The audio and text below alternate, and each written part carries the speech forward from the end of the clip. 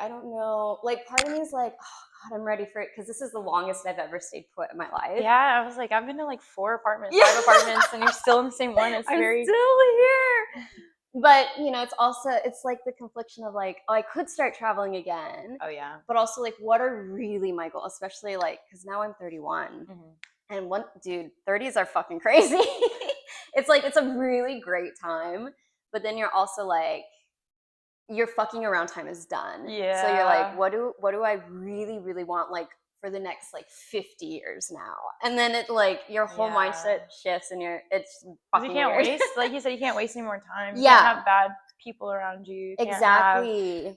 You have to be so intentional. Like, 20s, I'm such an advocate of, like, do everything in your 20s. Try it all, you know, make the mistakes. That's what I did, you know. You live and you learn. Everything, yeah. You fall, you get up, you'll be all right. Right. And one of my because all my friends are like a few years older than me, which is helpful because I get to watch them and their triumphs and their mistakes, you know. But one of them had told me, I think she was around 37 at the time, and she was like, you know, your finances, I'm not going to say they don't matter, but as long as you get on top of it by 30, like if you I spent a lot of money in my 20s. I'm recovering. Yeah. We're in recovery right now. It's okay. You're young. You're 24, you know. Although I will say, if you start saving now, I do it. Started saving. Good. Built a $50,000 credit limit. Okay. And then put myself in a $50,000 hole. Oh no! So I did it. I built it. I had the money. I had the credit card. I fucked up. The credit cards, man. I did that too. So now I got Arbor. You can hang with me. Just sit. She always has to make an appearance in every episode. We love the big dogs over here. Sit down. Sit, baby? She has something to say this time. Okay, She's a well, talker. bye. But yeah, so now I'm in the field of like where my friend was like, well, just file bankruptcy because you're so young, it doesn't even matter. Like you said, by the time you hit 30, it won't affect you. Yeah. But at the same time, me personally, I'm like, I want to make $100,000 a month. Right. And that means I'm going to have $50,000 debts at some point that I'm going to have to pay off. So the way that I personally see it is like, no, I'm going to pay this off so I can do it again and again and again and again. Like, not the debt part, right, but like, get my $50K credit limit back, plus, you know, have that credit score, plus that, and then get the savings. It's aggressive because like at 20, I'm technically 23 still. I want to spend that $40K on other things. Right. You know, and I'm like, I could go do everything. And my friends are saying that, like, why pay them back? Just file and save. Use that money for yourself. But it's that leverage of credit because, you know, like I'm a financial literacy author. I can't just teach people how to do credits and travel for free and then my credit scores. No, that's not how that works. Right. So I've been in recovery. Okay. It's been I know how to build it. I've never had to repair it. So that's the first time in my 20s. Yeah. Like I've never had to repair credit before. So now that's where I'm at. Okay, I love you, but you're being distracting. Arbor, come over here or I gotta take you upstairs. Come sit. Sit. Arbor. I love her collar. Right? Little gold. Sit down. Yeah, it's awesome. Royalty. She's a bad bitch. Yeah. Daddy. Yeah, watch. Make sure we're guarding safe. the door. Make sure we're safe, baby. She's on guard right now. Okay, well, welcome. Hi, guys. I already jumped a little into it, but let's start with who you are and what you do. Which is my camera? This is your camera. You'll mostly look at me, but then whenever you want to address them, that's your guy. Yeah. Hello. Come here often? Ooh. You do, but this is my first time here. Yay. Subscribe. Anyways. Hey, what's up, you guys? My name is Jada Henley. Jay Henley, baby. Straight from the A to LA. And today we are on the podcast with Alyssa. I'm so excited. I've known Alyssa for 3 years now. So this is going to be a really good conversation. Yeah. We're not just strangers. No, I love it. I always bring on people. Like my favorite is like when I'm backstage with someone and I start feeling someone out and I'm like, hey, do you want to come on my podcast? You know, I never like go through like Instagrams and like bring on people. I always bring on people where I already have like 7 things I want to. Yeah, it's so important. Like that's why I don't like doing interview style where it's like question, answer. because you can just like pull out the real stuff, you know? True. It's like, this was great. This was pointless, but this is perfect. Yeah, there's a Beautiful. couple moments in the podcast where it's like, trailed off a little bit there, but captured anyway. It's all good. Yeah. So I am a multi-entrepreneur. I could sit here and list everything. I'll list a few, but if I just started with one, you wouldn't know that I did everything. I'm a singer, author, actress, live streamer, travel agent. You did. Oh, wait. Singer, songwriter, actress, live streamer, travel agent, author, life coach, UGC model. Long list. Amazing. And former real estate agent. So pick what you will from that. Pick what you will. But today we're going to go with the singer, actor, streamer, travel agent. Very. Oh my God. Yeah, I was like, I'm going to have so many different directions I can go with her, which is great. I know. I was thinking in my head, like, what don't I want us to talk about? Right. We can talk about everything. Right. But yeah. I kind of want to start with your origin story. My origin. Yes. Yeah, because I know you're from Atlanta, which I've been there once. I don't get scared easily, but I was like, what the fuck? What? I'm so AT. I'll get in there. I just remember getting off the plane. First thing I hear is like something about like beware of human trafficking, signs about human trafficking, and I was like, it was the interstate. It was wild, and I was like, damn, they do not mess around in Atlanta. I love it. I love it because people see like me all dressed up like this, right? See like princess, but the moment they get that Atlanta out of me, they're like, damn. Right. I don't know. Atlanta's like the back of my hand, so I can't really compare it to anything unfamiliar because it's familiar to me. But I grew up like 30 minutes from Atlanta in Douglasville, and it's like suburbs. It's all trees. It was very well mixed city though, like diversity wise. So even though we were in the country, it was pretty diverse. So with that, like I was raised in that environment to see people for character and not color, just because you're always around different types of people. So learn to love them for who they are, even though we were still like in the suburbs and in the country. So in certain points of the town, like there's certain friends I wasn't around because their parents just were not very nice. That's the South for you. Like anyone in the South knows that I'm not being rude. I'm literally just saying how some people's parents still are. They're very stuck in their ways still. So like growing up, I was just very ambitious in my city. But the one thing about Douglasville is that like it's changing now, so I don't want to speak on it and people get offended. But when I grew up, it was very slow. It was very retirement, build a family, settle down, don't have too many things to worry about. You know, build a house if you want to, get a farm if you want to, go buy a tiny little office and turn it into a boutique or something. Very small town. And I was always the friend that everyone knew in school, but never got invited to everything. Like I never got invited to the cheer groups, never got invited to the sleepovers with this. Wasn't nerdy enough to go to the, you know, like, but everybody knew me. Yeah. But nobody included me until I started like doing my own events. And so at that point, I always felt very misunderstood. Like I felt bigger than myself. I used to always ask my mom, like, please let me do online school. Let me do online school. Like these people don't get me. Like I'm too, my sister's 5 years older than me. So I grew up with an older influence. So I'm like around these people. And I was a year ahead for my age because I had to wait a year for my late birthday. Right. So I'm like, these people don't get me. I want to do this, that, and the third. They're looking at me like I got 3 eyeballs. Like they're telling me I'm too ambitious and to sit down. They're judging me because I dyed my hair red and now I'm on the news doing a speech. Like it was like a whole bunch of stuff. Wow. That's my origin story. So I was a country girl with city girl dreams, mostly because we didn't have money. So my friends would go on field trips and I wouldn't be able to go. Or like I would get 1 pair of shoes a year, which was nice. Like my mom, in my head, that's normal. Like every school year we get a new pair of shoes. It wasn't worded like, oh, you only get 1 pair of shoes a year. Right. Like, so, but I observed it, and like the field trips, and I'm like, why are we missing out? Why do we have to go without? Why is our Christmas tree like our Christmas tree was great, but like compared to like what the friends were posting, I was like, my mom works so hard, and we just still have to go without.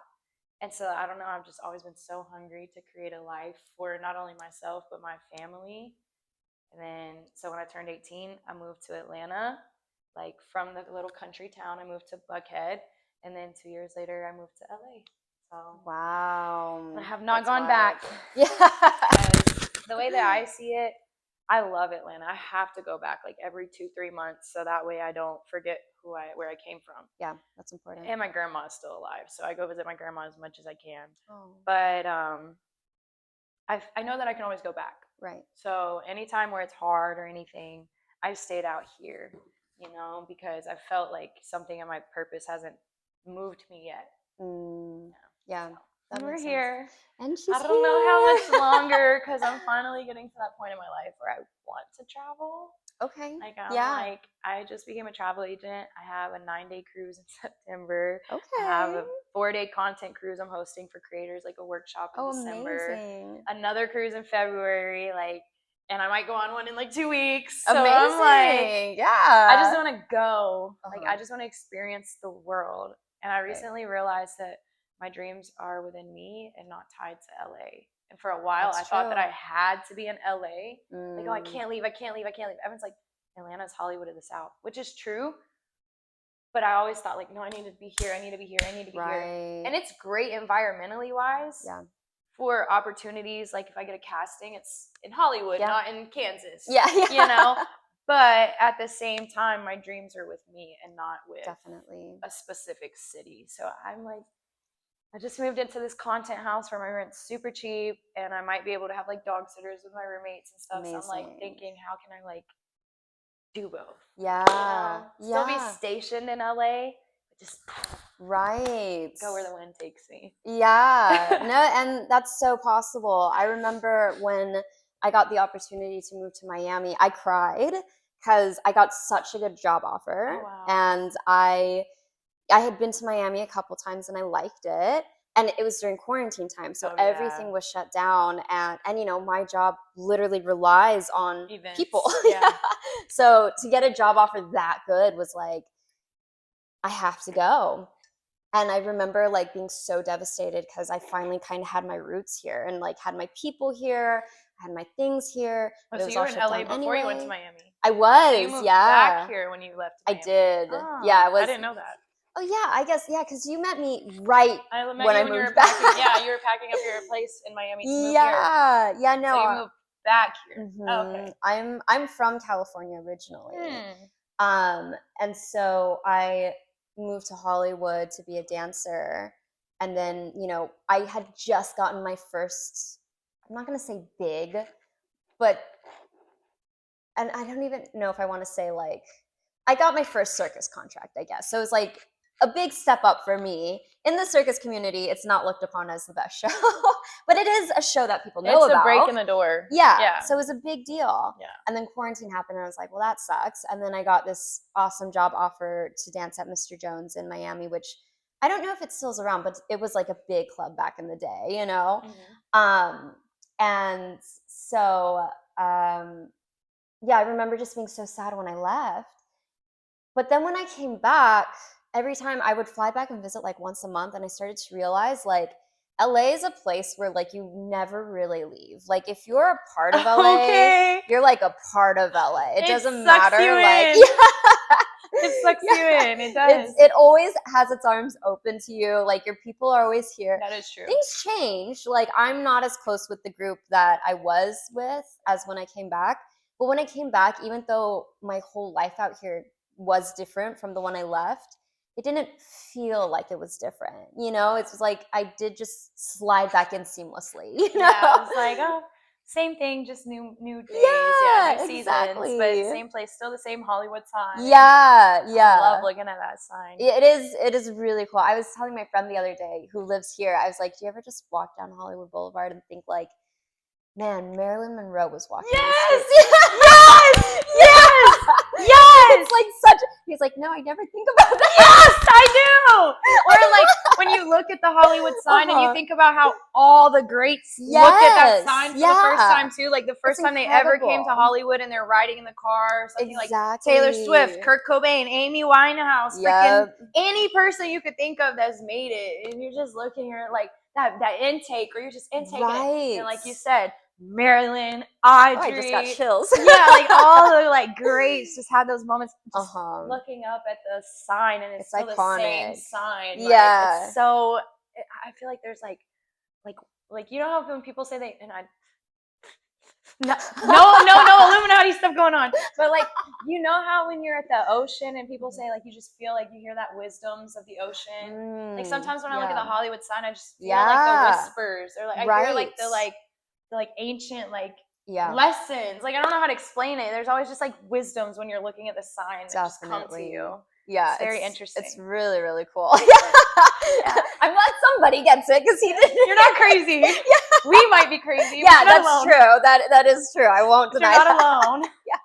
But yes, I love it. I think that's one of the best parts about living in Hollywood. It's so incredible. It's cool too because living here, he also missed out on this, and I was like, dude, you're missing out on the best perks of being on like Hollywood Boulevard. You know. Tell me. The stars. Mm-hmm. So sometimes I wake up and I hear there's like a speaker and there's music and I'm like, what's going on? And then I've seen Ryan Reynolds, George Lopez, Green Day wore Busta Rhymes, and I get to hear, like, actually just wake up and listen to their stories. Yeah.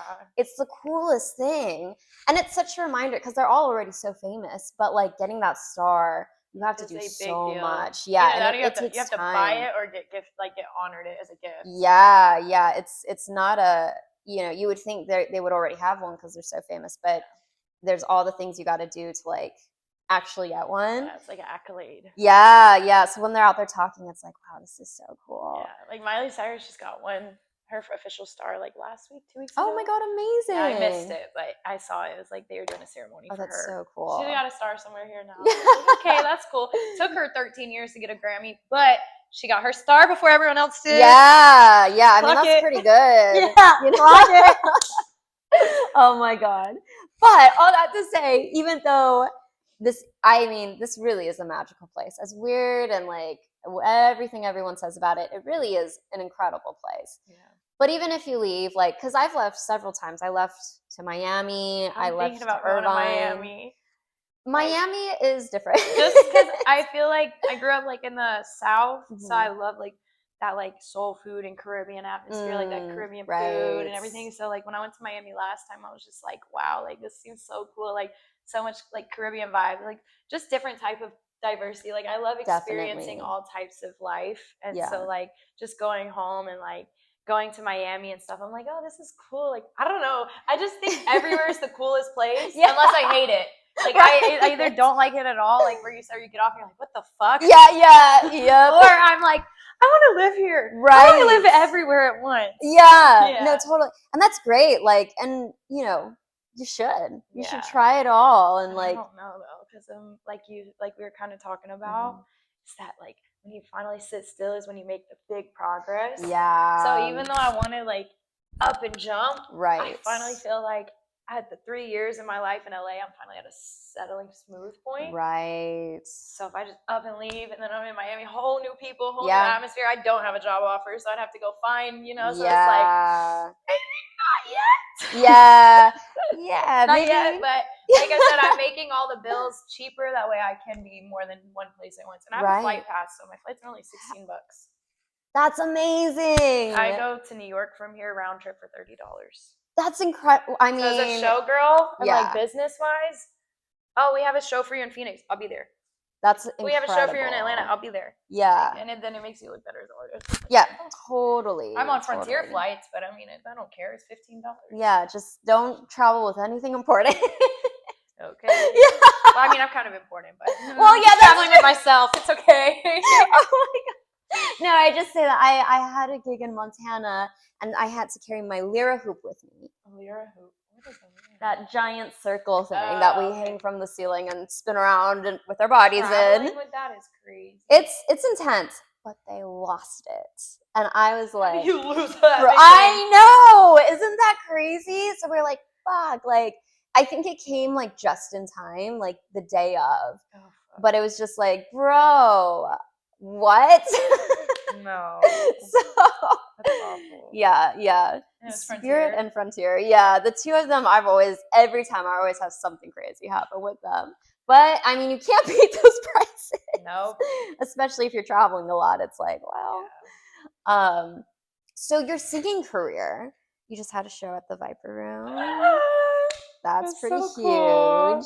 I've been wanting to perform at the Viper Room for like over 3 years now. Wow. Because when I was in Georgia, I didn't know much West Coast music, but I love Black Bear. Okay. And so like I would always hear about Warwick or Santa Monica and La Brea or the Chateau or Viper Room from Black Bear, whether him performing there or his lyrics. And I'd never even been to Cali for the most part. So I'm like, Santa Monica, La Brea. And then I step on the street and I'm like, this is Santa Monica, La Brea. What the fuck? Like, this is so cool. And then when I performed at Warwick last year for the first time, I thought that was a big deal because I'm like, this is a very famous club. Like Poppy shut down, Highlight Room shut down, all these places shut down, but Warwick is like that staple. Yeah. Like, I did that. Yeah. So now we were at Viper Room.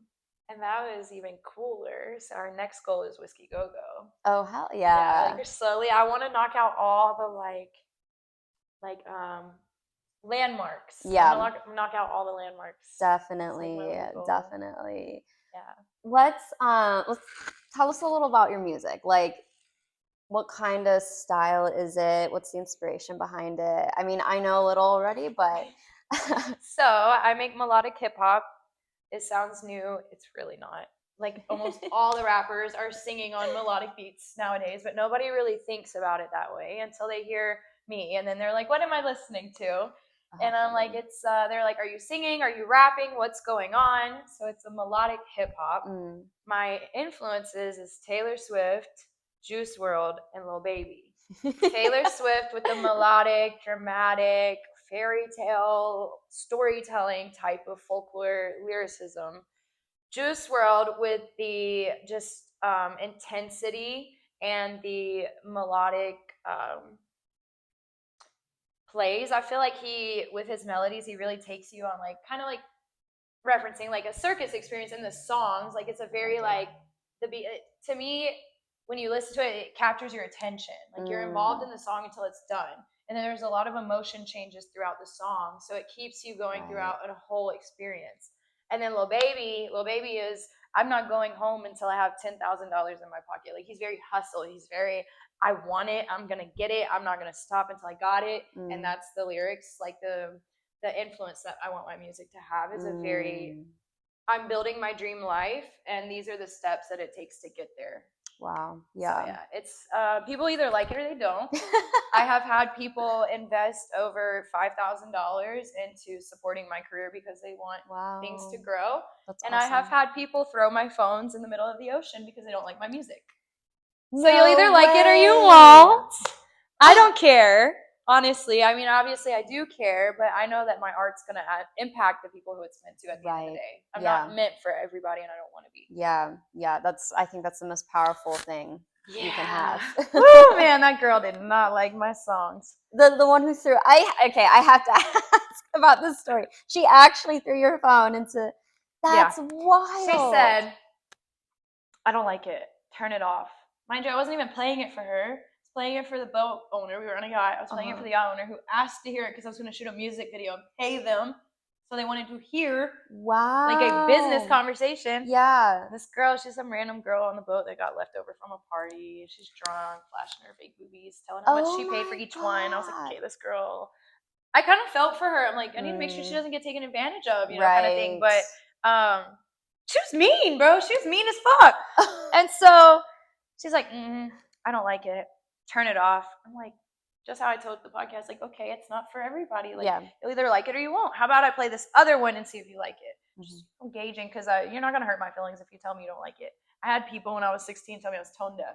So it's like, or tell me like, oh, you act so fake on camera. Like, I've heard it. I'm a live streamer. I've heard it all before. So I don't really care. I was playing it for her, and she's like, ew, it's giving Texas. Mind you, I have never been to Texas before. Shout out Texas. I have performed in Houston, Austin, and Dallas as of last year, but I had never been to Texas before besides driving through it. And so I'm like, what does that even mean? Yeah. Like, it's giving Texas. Oh my God. And she said, it's giving yeehaw. I said, well, I am from Georgia, so yeehaw, baby. The wrong state, but yeehaw, baby. Oh my God. Yeah, and so it got to the point where she was just getting a little too much. I hadn't even drank. I'm sitting here like collective, minding myself like this, my composure, literally same thing on the yacht, like not even trying to party, just having a business conversation. This girl's just at it. So I'm like, you know what? Have a great day. I'll talk to you next time. I'm going to leave. Yeah. So I went to go leave. I'm waiting for my friends to come.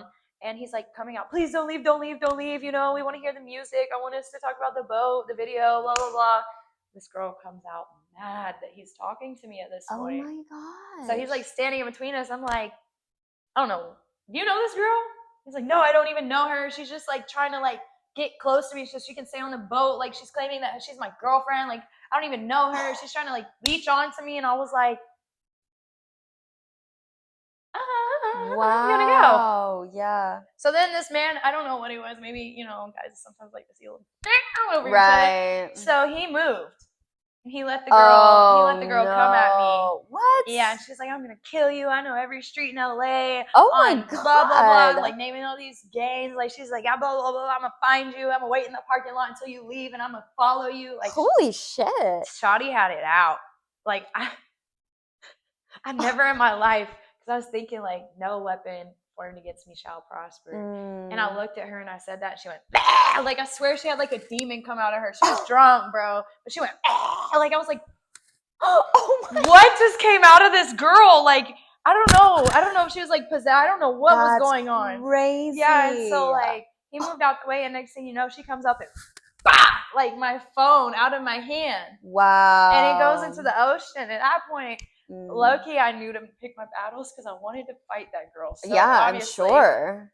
But she was 2 times my size and drunk and probably off the highway. Yeah. She would have beat my ass and probably threw me in the water too. To be honest. Oh my God. So I just picked my fights. But oh my God. I was like, security, somebody come get this bitch. I'm about to beat her. Blah, blah, blah, blah. I'm about to crush the like. One of us is about to go in this water. My God. It was crazy. So then she got on the golf cart, flashed her titties, and was fine. He protected her. He was like, they were talking to each other in Spanish. Like, it was like the boat captain or the security? Security. So then they sat in the parking lot for 30 minutes, and I could not leave until, like, she got her Uber. Because I dead ass felt like she was going to follow me home.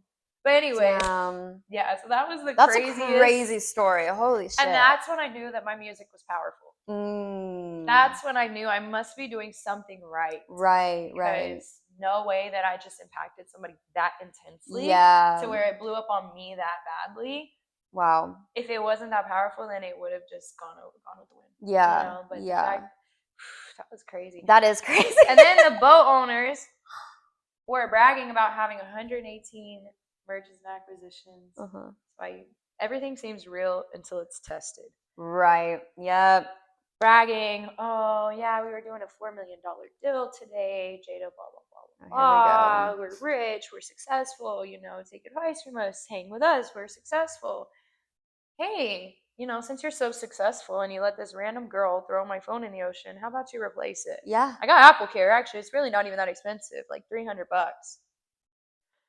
We're going to send some divers down to go get it. My phone has been in the ocean for 2 days. What the fuck? What the fuck? Oh my God, what?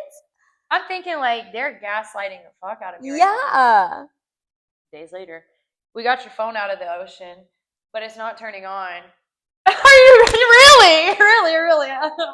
Must have been the wind. And so then I'm like, okay, well, let me come get it at least, because I can scrap it, whatever. Yeah. It's in China.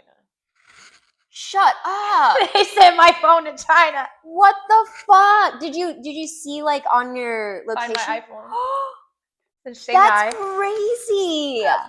Holy shit. So that's why I was like, Yeah. That's wild. And never went back there again. Yeah, Never as went you back to that yacht again. should not. That's crazy. Mm-mm. Wow. Oh my God, Nope. what an insane story. Yep. So I'm curious then, are you Christian? Mhm. Oh, okay. Oh, Mhm. wait, maybe I did know this actually. So does Christianity influence your music at all, or? Yes. Okay. Because so like this is kind of getting real. I don't know if audience may or may not like this, depending on who's listening. I love it. But at the Viper Room, Uh-huh. like I said, I'd always wanted to perform there, and I'm Mm. sitting in my car and I'm looking at the staff, thinking how cool the shirt is, the Mhm. Viper Room merch. On the back, it said "Keep calm and worship Satan," and I was Wow. like, as God's child, I was thinking like,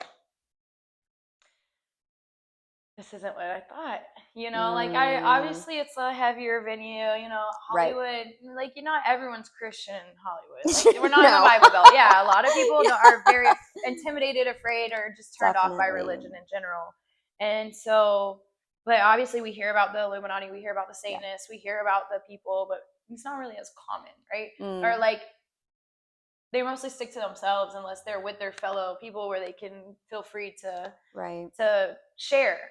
Kind of like Christians. Christians are kind of more to themselves out here too. Just trying to respect everybody's space, I guess. Right. There's so many different mindsets. Back to the point. So I see the shirt that's like "Keep calm and worship Satan," and I'm thinking like, God, like please allow me to just impact somebody in this room tonight. Like I don't know why I'm here, why you have me playing in Satan's field, technically. It's literally what they're claiming it to be, Satan's playground. Yeah. Like, it literally says on the back, "Keep calm and worship Satan." They're not praying over the building. No, yeah. And so, like, in my head, I'm like, okay, well, I'm not just going to cancel my show right now, but I did feel a spiritual vigilante come in. Like, so then when I was performing, and it's crazy because it didn't happen until like the past year. But people have randomly came up to me and been like, I really like the fact that you are not afraid to talk about God in your music. And I am. And I get intimidated. Like, really? I don't want to say that as a Christian, as a human. I don't want to say like I'm afraid to speak about God in my music. But as a person in 2026, in the pop and hip hop culture, it can be a little intimidating to talk about things that people are either going to really like or turn your music off and never play you again. Yeah. It's easier to just leave it out. Yeah. Then you don't have to worry about it. You don't have to worry about stepping on people's toes. But at the end of the day, as a Christian and as an artist, I know that my impact is to touch people and lead people closer to their purpose. Whether that be with God or the universe or whatever power they decide to believe in, that's on them. But I just want them to know that there's something larger than themselves that they can tap into for direction and guidance, Yeah. So when I was at the Viper Room, I was performing, and I had 13 songs. That's my longest set in LA that I've done. And I didn't realize how many of them talked about God. I didn't realize how many of them actually either name dropped God or praying or use me as a vessel, like literally like forward direction. Doesn't matter where I'm at as long as he's involved. Like, talking about Jesus, God, direct me. And as I was performing it in the Viper Room, I felt this insecurity wash over me, like while I'm singing. And obviously, it's intimidating being on stage. You're a stage performer, so you get it. You have those thoughts that go through your head while you're actively acting, because your body knows what you're doing. You know the routine, but your head still has those little thoughts that come in sometimes. And so I had that little thought that was like, like nobody's gonna want to listen anymore, like. Because I'm singing so loud. I know the people at the door can hear me. I know the people wearing that shirt can hear me. I know that, like, I'm thinking like, stop. Like, something in my head is like, stop. Like, why are you even doing this? Oh, wow. By the fourth or fifth time, and I promise you, it was like, I was kind of blacked out too, because, when we're on stage, we kind of like go in our zones in our own heads. But at one point, I saw the lady run in the room. And I didn't know what it was for. I think she might have just been grabbing someone's attention or maybe telling them like, hey, you forgot something or something. But in my head, it was that lady was coming in like, why is this girl talking about God in my building? Oh, wow. That was like what was going through my head as I was singing. Oh, my gosh. And I was like, no. Because I couldn't. Like I said, I'm not just going to stop and I'm not just going to change my lyrics. I'm already here. So I'm just gonna push through, and if they hate it, then I get booed at the end of the day. I guess that's what it is. At least I got booed in the name of the Lord, But by the fourth or fifth time I mentioned God, I felt so powerful. Like I felt like no weapon formed against you shall prosper, and I felt like a light worker. Like I felt like God placed me there, whether it touched anybody or not. I was there to do light work in a dark field. Yeah. Wow. And so at the end of the day, nobody came up to me about my songs. Nobody said anything bad about me talking about God. That was all just a spiritual attack in that moment. But yeah, like had I never seen that shirt before the performance, maybe I never would have even realized, But it was that awareness, that spiritual awareness, that clairvoyancy. So as a Christian, I mean, I'm not gonna sit here and my friends that are disciples of Christ don't like listening to my music. Really? Oh, how funny. They don't really like listening to it. Interesting. But I still honor myself, my morale, my God, my intentions, integrity, honesty, loyalty, everything in that music. And for me, that's all learned from where I grew up, which is Christian. So wow, that's so it's interesting. Yeah, that's wild. I grew up in the church. Actually, that's a lie. I didn't grow up in the church. I grew up Christian, like with the Bible, but I wasn't allowed to go to church. What? I know, it's so weird. Wow. Yeah, my mom was I've a never heard that missionary. before. It was a missionary. Yeah, they wouldn't let you go to church. So she raised me Christian, but then my dad didn't let me go to church. So it was like, as a kid too, biggest mindfuck in the world. Yeah, it was so, and I couldn't do anything right ever. It was like, you go to church, they tell you to go to church and read your Bible, and then you go home and you're told not to go to church or read your Bible, and then you're told to honor your father.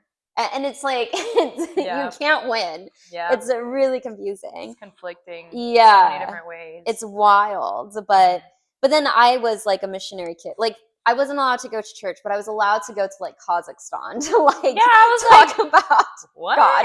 It was that's so confusing. Cool. It was cool. I've never been on a mission trip, but I've been to church. Okay. So it was like the opposite. Yeah. It was really, really weird. But because of that, like my relationship to God has always been very personal and not so much about like what the church says. Because then when I finally went to church, I went to a Baptist university, which you went to study. Yeah, and Baptist is no joke. Baptist, my grandmother's a Baptist. Okay, yeah. I figured you're from the South, so I was like, you must have some. I go to non-denominational. I think all children are children of God, but I don't want you to talk about my non-denominational. I won't talk about your Baptist. Okay? Yeah, exactly. Okay. Yeah, put that out there. It's so interesting, like the fact how you said, like you feel the pressure of being in like the not Christian world, I guess, but then even like your Christian friends don't like listening to your music. I totally understand that. Like talking about my I'm sure your Christian friends think you're like they think fake I'm Christian. The devil. Yeah, they're like, oh, you're but wolf in sheep's clothing. But it's at the end of the day, you probably have the sweetest, most genuine heart and relationship with God. But it's because of the worldly suits that we wear in the moment so crazy. That people, especially when you start to, demonize religion, and also when you start to manipulate religion, because there's a difference between spirituality and religion. Oh my gosh, yeah. That's a lot of people get caught up thinking that if you're a Christian, you must be this. Right. You must not be this. Yeah. You must do all this. The rules. You must deal with that and get over it. Mm-hmm. But that's not really. It's not really how it is. Yeah. Well, and even if you read the Bible, like it's so crazy because like Jesus was always with tax collectors, sinners, prostitutes. Yeah. A lot of the women in the Bible. Prostitutes, and we like overlook what the Bible's actually saying, which is crazy. The Bible is basically showing how all of these children are God's children, and that there's nothing that we can do on this on this planet that hasn't already happened, and that God and Jesus hasn't already paid the sin for. That's why it talks about stuff in the Bible that's very uncomfortable or unsettling, or adultery or incest, or like just all the bad things that people are like, why would the Bible even talk about that? Right. Because it's showing you that it's not a fairy tale. Yeah, it's very real. That it existed, but there is grace from things that can come, and there's ways to avoid stuff from happening again. Definitely. But I haven't, believe it or not, I have not read the Bible 100%. Really? No. I've attempted. I've gone to Bible study classes, so I mean, it's a that's lofty another book. reason why my friends, my disciple friends, are still working on me. Like, if I send them this podcast, they're going to send me a whole 30-minute message about how there's this one part of the Bible that I probably missed. Yeah, so I get it. My mom is always like you said, it's like church. It's a very personal relationship, because in other people's eyes, you'll never be enough, or you're doing it wrong, or you're not doing it right. When my best friend passed away when I was 16, his whole family worked in the church. We hung out in the church. That was because we went to 2 different counties. Okay. So that was our hangout spot. It was church every Wednesday. Wow. And his family, mom and dad in the service, his little sisters do plays in the kids' youth groups, like whole family involved. And he got diagnosed with stage 4 cancer the day we went to prom. Oh my gosh. Yeah, RIP my best friend. But 6 months later, he passed away. And with that, 82 people gave their life to God at his funeral, because he is very Chase the Victory. His name was Chase. So it's Chase the Victory. No one's going to see him like weak. He's going to be all right by the time next football season comes around. Like, he was very like strong. It went so viral. Dwayne Wade sent him packages, everything. It was crazy. Wow. Yeah, and he even met Shawn Mendes. Like, he was like basically like that Make-A-Wish. Like, he was up there, like, and it's crazy because after he passed away, I was still in that small town, that hometown, before I left. This is one of the main reasons I ended up leaving, because they ended up using the picture of us from prom together on the news to announce that he passed. Oh, wow. He passed at 9 p.m. At 6 a.m. the next day, and I was working at a smoothie shop, so I had to open it. So I was at work by like 7, 8 a.m. People were coming in. I'm so sorry. I'm so sorry. I'm like, how do you know? Like, how did you even know? It just happened last night. I just found out myself. Wow. It was already on the news before people could even wake up the next day. And with that, I felt so much pressure after that. His family started a nonprofit. It still exists to this day. It's amazing. It's called Chase the Victory. It's for families who've lost a child, to help them rebond and rebuild, and therapies to help the marriage and the siblings and the connections come back together. And I felt so much pressure from the church family, though, when he passed away, that I had to be his like shadow. Like, I had to be just as Chase never drank, Chase never smoked. Oh, wow. Chase, I mean, also we were 16. Yeah. So we were younger, but that was the age when people were trying stuff, you know. I definitely smoked. So it was like, he was very good, and he'd be the ones posting in the mornings like, God's not forcing you to frown. You know, it takes more muscles to frown than to smile. Like, you're choosing to be upset. You're choosing to be unhappy. Like, he's very just let it go kind of person. And when I felt that pressure, it's like, oh, you wore this, or you said this online, or, oh my God, you posted a video with him saying a cuss word in it. I'll never forget the time I posted a video and he said that, like, shit. And his parents lost their mind. And I felt so bad because those were his parents and he just passed away. Oh no. So that part was like, oh my God. But in my head, I didn't think anything about it. Right. He said the S word. Like, I'm thinking he's giving some really good advice. I had to go back and rewatch the video. Oh my God. And so now if you look at my career, it took me, I think, just last year.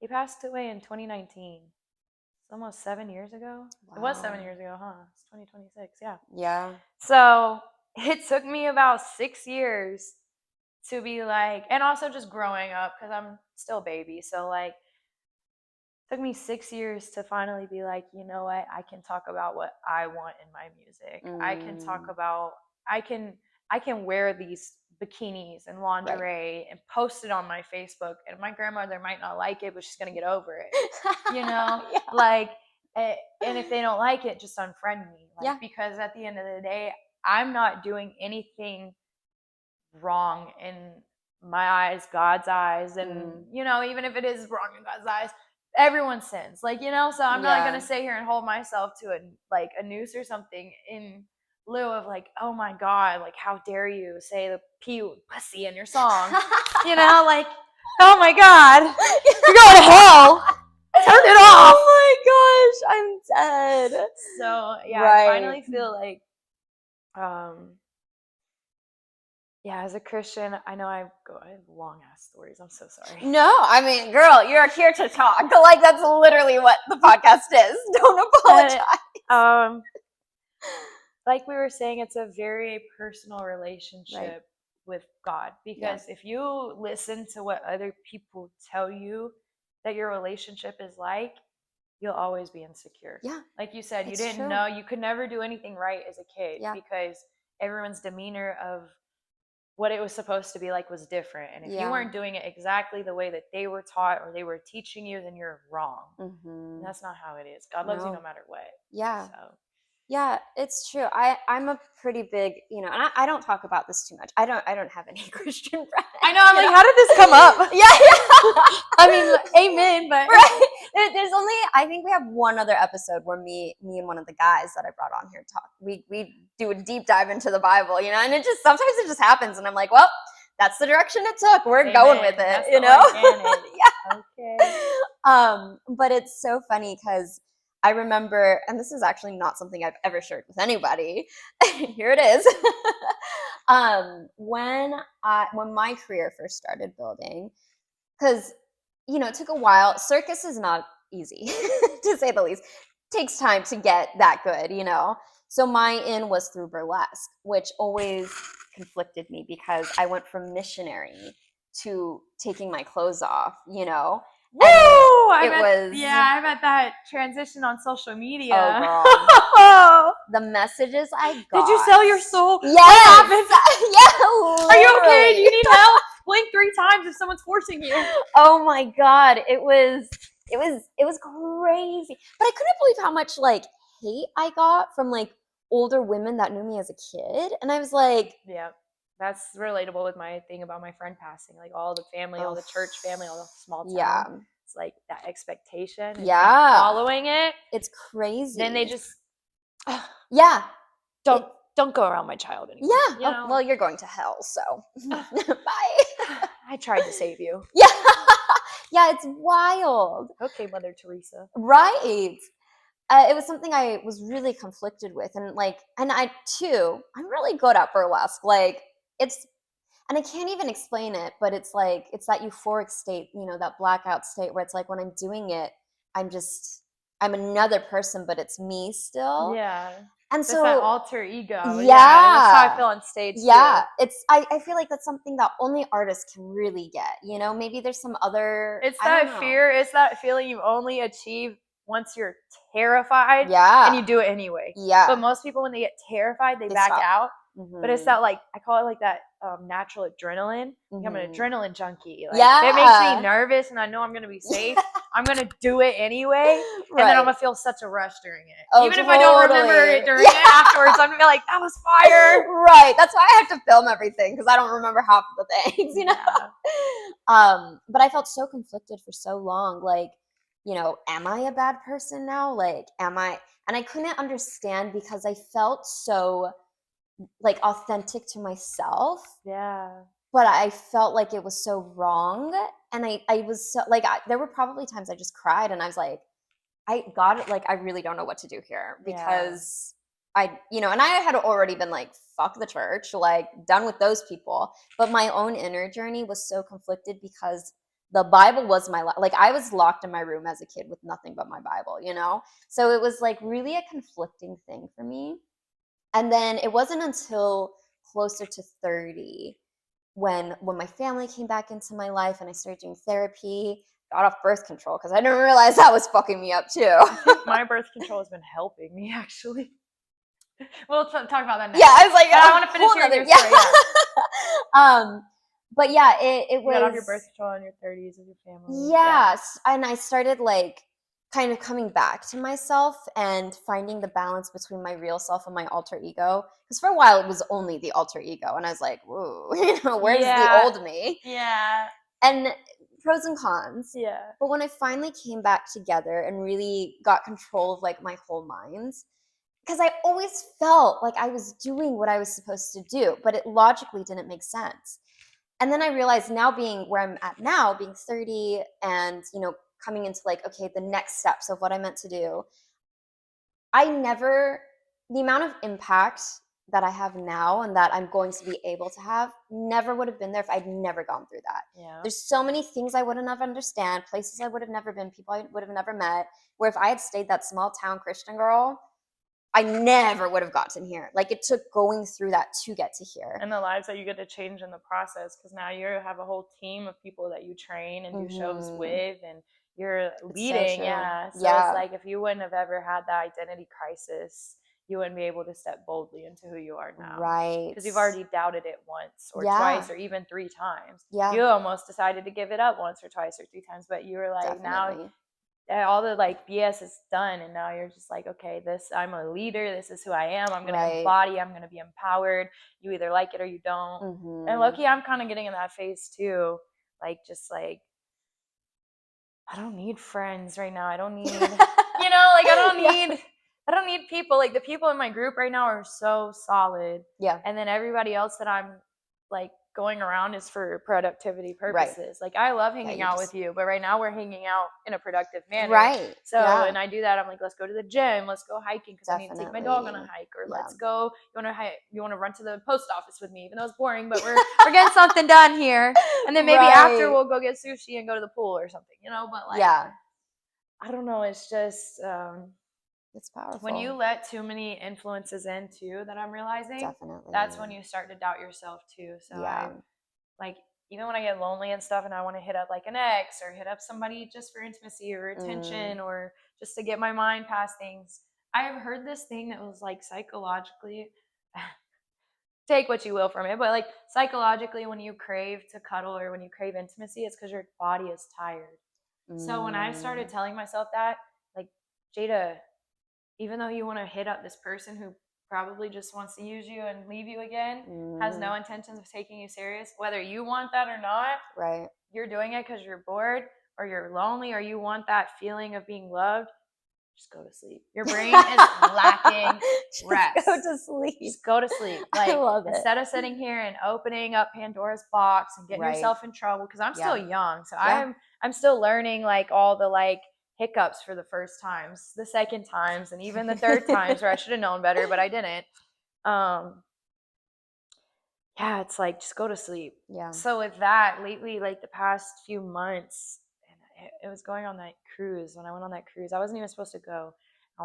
So my best friend and I were planning a trip. She's got 2 kids. I have my niece. So I was like, let's take the kids to Disneyland. She's like, I'd rather my kids see the world. So she booked the cruise. I wasn't too happy about it at first, but I was like, you could have stayed with me for free in LA, whatever. Yeah. But then I prayed about it, and it's kind of funny. She ended up paying for my ticket for free. Well, she didn't pay for it, but it's gifted. Like, someone in her vicinity, she's a personal trainer, and someone basically gifted it to her and was like, tell your friend come. And then I got to bring my niece too. Oh, fun. So it's really cool. Yeah. And I've low-key been in an identity crisis because music doesn't pay the rent. Acting doesn't pay the rent. I mean, they have at times. Consistency, scalability, investments, does not pay the rent. Live streaming, great income. But I moved like twice in the past 4 months just because I've been subleasing because I didn't want to get committed. The last time I committed was to that building. Right. So I have not had a lease since that building. Wow. But I've been subleasing, and the last place was like for 15 months. So it was basically like a full lease, but it was just month to month. And so then I've been moving around and stuff, and I was like, dang, I don't know what I want to do. And I'm like, told you, I've kind of put myself in a financial pickle at one point a few months ago. And so I was like, oh, I'm running out of options here. And what was I saying? You were talking about the cruise. Oh, yeah. So I'm like, okay, I need to get more income. So basically, I was like, what do I do? I need to make some more money. I tried applying for jobs because everyone's first comment's going to be like, why don't you just get a job, you LA girl? I tried multiple places, and never in my life have I been let go from a job before. But somehow, some way, and it's not the fact that I was a terrible person, but somehow, some way, the last 2 jobs that I tried, I got let go. Just whether there was other candidates or they reevaluated the budget and they actually didn't need to hire somebody. Oh, just random freak stuff. Either that or they were just lying.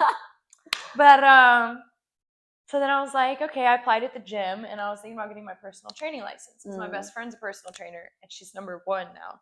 Like she went from serving to number 1 in sales at her gym to where they have her as an assistant fitness director. So the next gym she's gonna open. Okay. Yeah, it's like wow. Yeah. It's like, okay, we're gonna be bestie duos. You take over Georgia, I'm gonna take over Cali with the fitness training. But then when I went on the cruise, I've been traveling by myself since I was 16. Especially with COVID, especially with everything, I've just learned how to be bougie on a budget. I can fly anywhere in this country for less than $100. You know, that's amazing. And so I'm over here telling people, Bestie has me plan all our trips at this point. I plan all of our trips. And I was thinking about it when I met that person on the boat that makes $20,000 a month doing sales and marketing at 24 years old. I was like, I'm being too spoiled with myself. Like I'm being too lazy with myself. Like I need to be pushing myself harder. Like I'm not in a university right now. I'm not in, so I'm like, I had my real estate license before. I used to work at the bank. I'm an author for financial literacy. So I'm like, the fuck do I do? Right? I'm like, so many talents, but like, where do I, how do I, oh man, this is rough. I got to move in 3 weeks, bro. Oh my God. And it just clicked to me all of a sudden. I saw this ad actually on Instagram that was like cruise for free. Like on your next cruise, go on your next cruise for free. And it wasn't obviously a free cruise, but it was teaching you how to earn commission. So if you booked your cruise, you could get a commission back on it. So you don't even have to be a full agent. Okay. But if you just for when you want to book your own trips, you can get like $50 to $100 back just from being an agent and booking it. Wow. Yeah, and you get cheaper rates and free onboard credits. Like I was like, wait, nice. It's really that easy? And I signed up and I posted this random video on TikTok and I was like, let me book your cruise. Because I ended up booking a cruise. I booked my dream trip. I'm going to Greece next year and I'm sailing from Athens to Egypt. Oh my gosh, amazing. It's always been my dream to sail on the Mediterranean from that's Greece incredible. to Egypt. But I always said I was going to save it for my honeymoon. Okay. I don't even have a boyfriend. So why am I going to sit here and waste my life for a honeymoon when my dream trip is September of 2027 and I don't got no ring on my finger and I might not. So why would I miss that out? I can just make up a new honeymoon, babe. Want to go to Tokyo? Make a new honeymoon, but I booked it. Good. And then I was like, oh shit! I only paid like $1,000 for that whole. It was an 8-day itinerary in Europe. Like wow, I was like, that's oh my amazing. God. So I looked on the website and I was like, well, I actually saved myself some money. And so I posted a TikTok and I'm like, I'll save you money. This is how you want to work with me. Mind you, my only sale was myself. This is how you want to work with me. Look, and I'm showing the computer. This person that had met me on tour DM'd me. I was like, I want to book a trip with you. So they had me look at an itinerary for Vegas, and they had me look at an itinerary for Orlando, and then they were like, you know what? I'm going to trust you. I want to try a cruise. I've never done one before, but I want to try one. So I just booked them on Celebrity, and I was trying to book them like the cheap rates, trying to look out for my client. We don't want to pay for anything on board. We want the Wi-Fi. We want gratuities paid. We want the retreat package. We want the all drinks package. We want this. We want lounge. That ended up being like a $5,000 ticket. They got the suite. This is their first cruise ever. Oh, nice. And they were paid in full, Alyssa. Like 5 days after I posted that TikTok. Oh my God, amazing. They found me, booked the highest, this is still my highest sale from one person to this day within my first week. Wow. And paid in full. And now their trip is less than a month away. So I'm my like super excited gosh. for them. And Yeah. it's going to be great. Oh, But that's awesome. that's how I knew, speaking of God and everything, and like Yeah.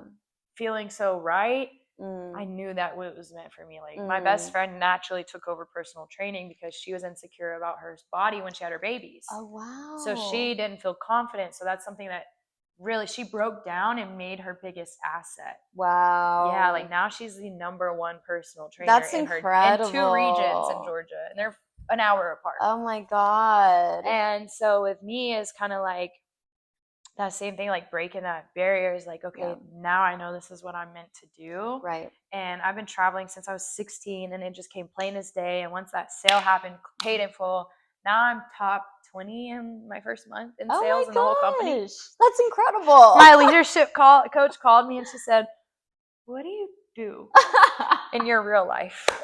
Oh my God. I said, Google me, baby. I really did. I really did. I said, jadahenley.com. I did. I don't pay for that website for nothing. So yeah, we're actually doing a content creator cruise. I want to talk to you about it more off camera, but like maybe about partnering or something. Oh, cute. I'm still building the team. Okay. I have a photographer, personal trainer, and wellness coach. And then, but we have 12 spots left for the bookings. It's in December. I'm like, if you want to be a part of the team, hell yeah. I'll like pay for your cruise ticket. I just need you to help me get people to sign up. Okay. So I'll send it to you later and just see if it's worth your investment. Yeah. You can help me. I'll pay for your talk cruise about it. ticket. That sounds awesome. We'll talk about that later, but see, like this is how business Little is made. Sneak peek. Handshake, yeah. Oh, there it is. Ladies in business. Fun. I love it. So yeah. Amazing. Yeah. If you don't know, Jada is one of our younger entertainers, I guess, that's come on the podcast. So I'm excited. The plan is to have her. If you like this episode, let us know. Like it, comment, say you want to see her again. Let us know. If you had some comments during the video, let us know. If you think that I don't know what I'm talking about, let me know. If you think she's the smartest person in the world, let us know. Oh my God. I will tell you, the TikTok comments, insane. I'm just like, please don't make me cry too bad. When I first started this, like, I got my toes out. Does that help? Oh, girl. Yeah, I'm like, we got the toes out. Like, don't look at mine. Like, my fucking body paint. I don't have dirt in my ears, okay? I was painted yesterday, so. It's so cute. So cute. It's how you know we're women in Hollywood. Yeah, exactly. That's why, too, I'm always like, they don't understand when we're talking that this is a podcast of normal Hollywood life. Because sometimes the comments are like, what the fuck are you guys talking about? And I'm like, our normal day-to-day life. I'm so sorry. Actually what it's like out here. Like, for real, you know? Like, we are genuinely just speaking our like actual point of view. Yeah, this is really what it is. Speaking of LA, thank you so much for having me today because I got free parking outside. Oh, amazing! Happy Juneteenth to everybody. Oh, yeah. Yes, happy Juneteenth to everybody. Right. Love it. Yes. And I'm so happy that you scheduled it for today. Great timing. I looked down, I'm like, what time does this meter turn on? And it said holiday, free parking. I was like, yeah! Right. At the Viper Room, bro. Chat, I have 25 parking tickets. No. And I tried to put it on a payment plan. They want $4,000. Oh my God, dude. So this is how bad it is. This is how bad it is. They hate me, bro. They hate me, I swear. And it's kind of my fault because low-key I would cuss them out a few times. And you know, it's still the same people. And I still have the same car. Oh, shit. Oh my God. Yeah, it's now like just the never-ending war. Oh, no. Oh my God. And so, like, obviously I'm not just being arrogant. Like, I didn't have parking spots at my last few places, so it would be in the middle of the night, and there'd be nowhere to park, so I'd just park real close to the apartment, wake up at 6 in the morning, and go move it. I don't want to walk in the middle of the night in scary areas by myself with my purse and my car keys and, like, things that I could get kidnapped. I don't want to. It's a safety risk. I mitigate my safety, and that's why I'm still here safely. Yeah. But they come catch me, bro. And so then at the freaking Viper Room the other day, I got lucky. I got so lucky. I got this spot right in front of the front door. Didn't have to pay for parking, nothing. The meter was green. Amazing. Beautiful. Meter was green. Gosh. And it was about to be 10 o'clock, so the meters were about to turn off. Even the lady told me at the door, she said, turn your wheel so they don't give you a ticket. I'm like, turn my wheel? But we were on a hill, so it makes sense. West Hollywood. Right. I didn't know that. I don't live in West Hollywood. So I turn my wheel. I go inside for 5 minutes to meet somebody at the bar. Like, hey, thanks so much for coming. Here's your ticket, because I printed tickets. So like, here's your ticket. Thanks so much for coming. Okay, guys, I'm going to go back out to my car to like do vocal warm-ups real quick.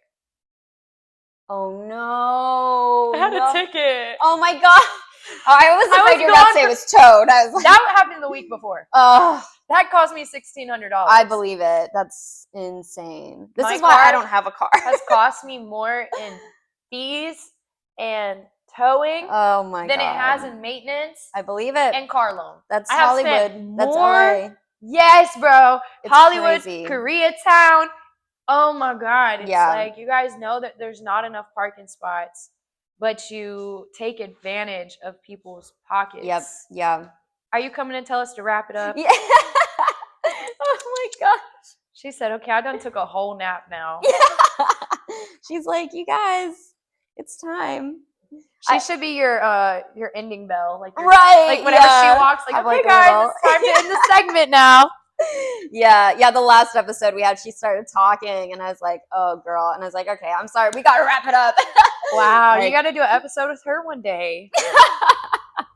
She has her little cameo. I know. Her little. She goes off. She's like, "Okay, it's my turn to talk." One day you should make a little reel of all the episodes you've done, where she just interrupts and have like I should a compilation just for her. Oh my God, there's one shot my editor had sent me where her face is like in the corner here, and it's just like a massive face on the side. Yeah. It's so ridiculous. She's such a you about to character. sing? Are you about to sing? That's on you. That's on you. That's on you. That's. Oh, I'm singing her to sleep. Yeah. That's on you. That's on you. Oh my God. She said, "Hey, this was supposed to be my moment." Yeah. She's looking in the mirror like, booted off the stage. Oh my God. Well, on that note, that beautiful singing note, we love dogs.